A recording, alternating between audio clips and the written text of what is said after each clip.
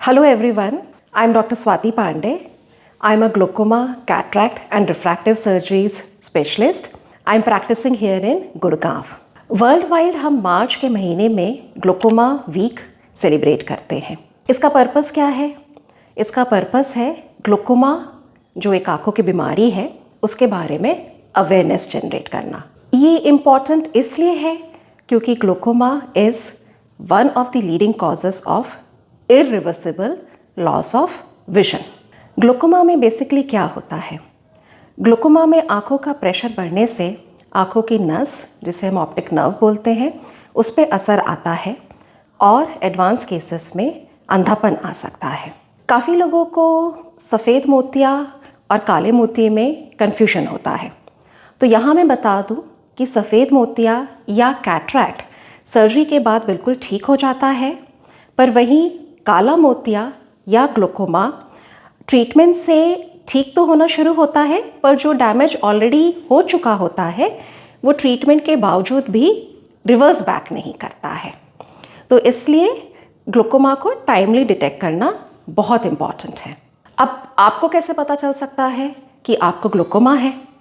तो unfortunately glaucoma mostly asymptomatic होता है, यानी कि इसके कोई लक्षण नहीं होते हैं। तो ना मरीज़ को पता होता है कि उसको ये प्रॉब्लम है, और कभी कभी अर्ली स्टेजेस में उसको डिटेक्ट करने के लिए अगर प्रॉपर चेकअप नहीं हुए तो मिस आउट भी हो जाता है।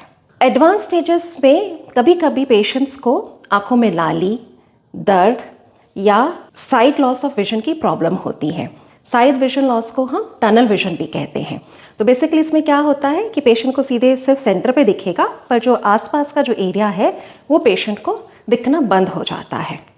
फॉर्चुनेटली ये जो टनल विजन है ये एडवांस स्टेजेस में ही होता है, बट क्योंकि ये सारे सिम्टम्स लेट स्टेज में आते हैं तो कई बार पेशेंट्स अर्ली स्टेजेस में मिस आउट हो जाते हैं। अगर कोई पेशेंट आई डॉक्टर के पास आई चेकअप के लिए आता है तो हम उनके आँखों की प्रेशर, जिसको कि हम इंट्राओकुलर प्रेशर है, उसकी जांच करते हैं। उनकी आँखों की नस, ऑप्टिक नर्व कैसी दिख रही है, इसकी भी हम हमारे पास जो लेंसेज हैं उससे हम जांच करते हैं।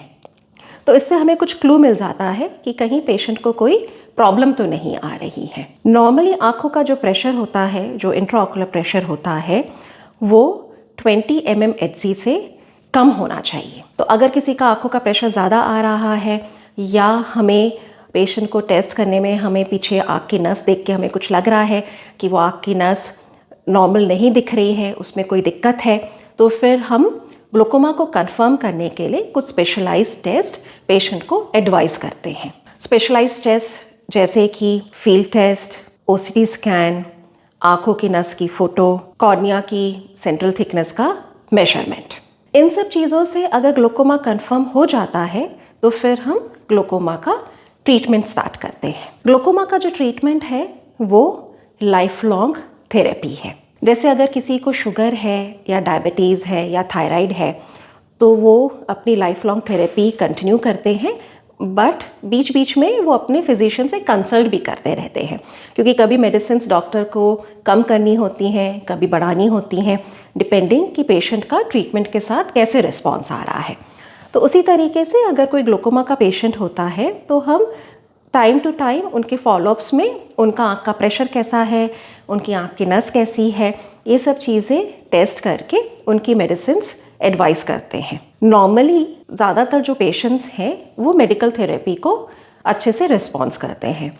मेडिकल थेरेपी में बेसिकली हम आई ड्रॉप्स देते हैं आँख के प्रेशर को कंट्रोल करने के लिए। कई तरह की आजकल बहुत अच्छी आई ड्रॉप्स अवेलेबल हैं जिनसे पेशेंट्स को काफ़ी रिलीफ हो जाता है, पर ये इम्पॉर्टेंट बात होती है कि आप टाइम टू टाइम अपनी मेडिसिन्स लें। मेडिसिन्स पे आप लापरवाही नहीं करें।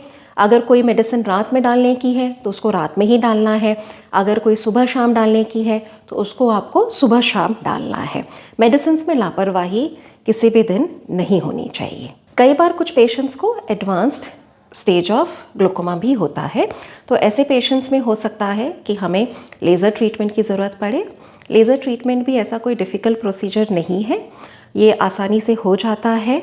बड़े शहरों में इसकी सुविधाएं उपलब्ध हैं और पेशेंट्स इस ट्रीटमेंट को अच्छा रिस्पॉन्ड करते हैं। कुछ एडवांस्ड केसेस में या कुछ एटिपिकल फॉर्म के ग्लोकोमास में हो सकता है हमें ग्लोकोमा सर्जरी की भी ज़रूरत पड़े। तो ये आपके डॉक्टर आपकी स्टेज ऑफ ग्लोकोमा देख के आपको ट्रीटमेंट के बारे में गाइड कर सकते हैं। तो मैं एक बार फिर एम्फेसाइज करना चाहूँगी कि अगर किसी को ग्लोकोमा डायग्नोस होता है तो इसमें कोई घबराने की बात नहीं है। ग्लोकोमा अच्छी बीमारी नहीं है, पर ये एक लाइलाज बीमारी नहीं है।